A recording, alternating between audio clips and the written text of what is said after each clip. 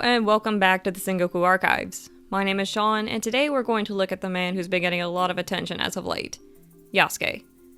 Looking at pop culture, we can see where he has been the inspiration for Afro Samurai starring Samuel L. Jackson.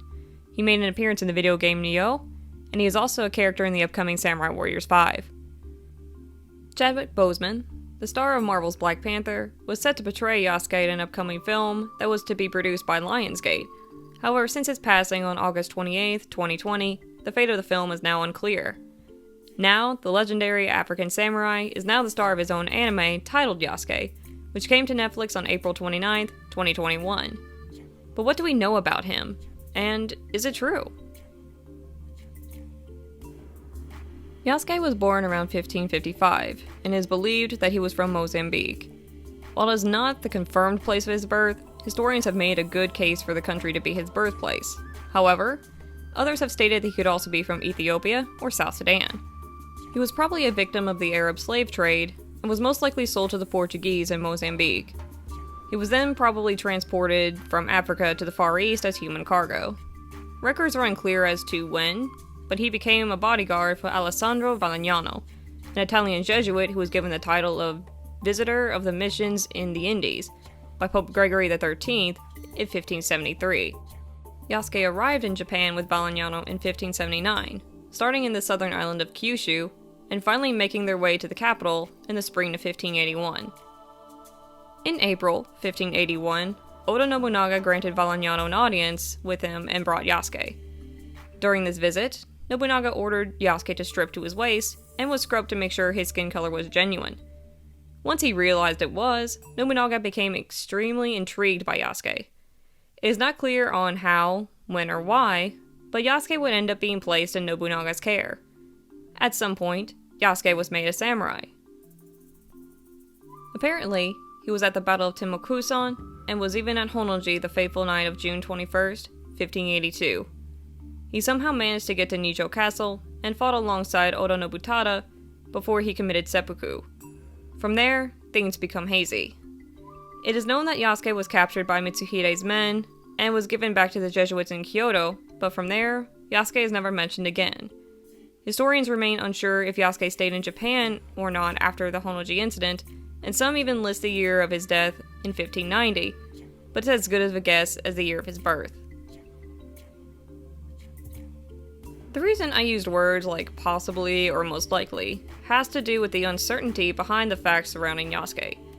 English sources on the Sengoku Jidai just aren't as numerous as many would think, which means that the sources on Yasuke are very small.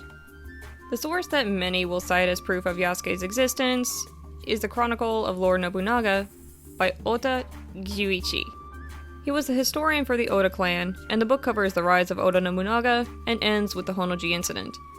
It is extremely hard to find any mention of Yasuke, since he's not mentioned by name in this source, for even the name Yasuke doesn't appear in the index of the book. There is a record of an African who came with the Christian missionaries to meet with Nobunaga, and is described about being 26 or 27 years old, who had incredible strength and a good demeanor. Unfortunately, this is all that can be found in the book, and even then, it is just a guess, since we are not given a specific name. There is a small account in the book They Came to Japan. Published by the Center for Japanese Studies from the University of Michigan, the anthology consists of work written by the missionaries about their time and observations in Japan. The story about this African who came to Kyoto with the Christian missionaries only gets a small footnote here. According to the famous Portuguese missionary Luís Frois, a slave had appeared in Kyoto which caused quite a stir within the city, so much so that the civilians of Kyoto broke down the door of the Jesuit residence just to see him. Nobunaga heard of this incident and asked for an audience with the man. This is also where we get the story of Yasuke being scrubbed. After this, Nobunaga brought in his children to see him, and one of Nobunaga's nephews gave the man some money. Again, the man is never mentioned by name, but it does coincide with the timeline. The date that Frois gives us is April 14th, 1581. As we learn more about the Sengoku Jidai, the more information we get. Yasuke is mentioned in the book Sengoku Jidai by Danny Chaplin. Self-published in 2018, this book is one of the only books that talks about the Sengoku Jidai in its entirety.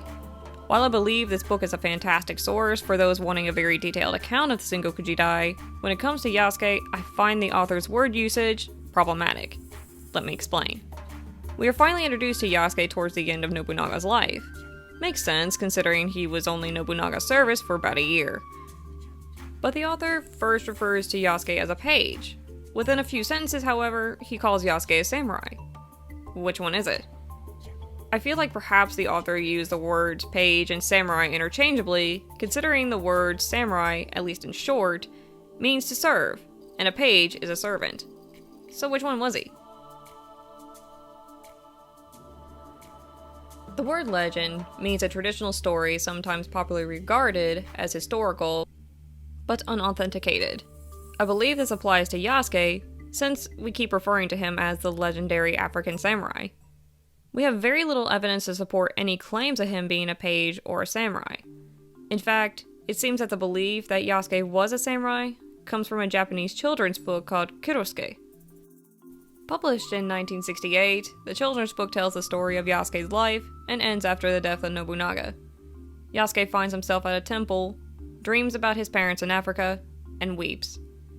This story has slowly evolved into fact when there is little to prove otherwise. I'm not saying that Yasuke was not a samurai.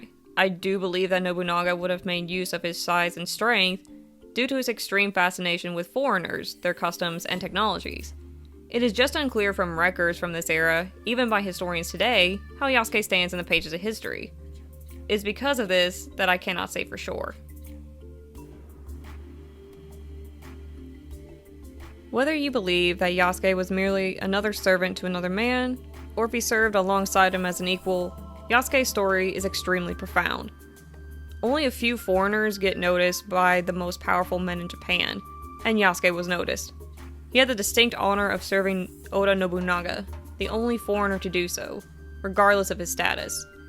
Until more records are brought to light, we may never know Yasuke's true story, and until that day comes, he'll always remain being Japan's only African samurai. Thank you so much for watching! For a written version of this video, please visit www.thesengokuarchives.com, and under the articles page, look for The Legend of Yasuke. Please like and follow us on Facebook and Twitter, and please like and subscribe to the channel so you don't miss what's next. I'll see you all next time!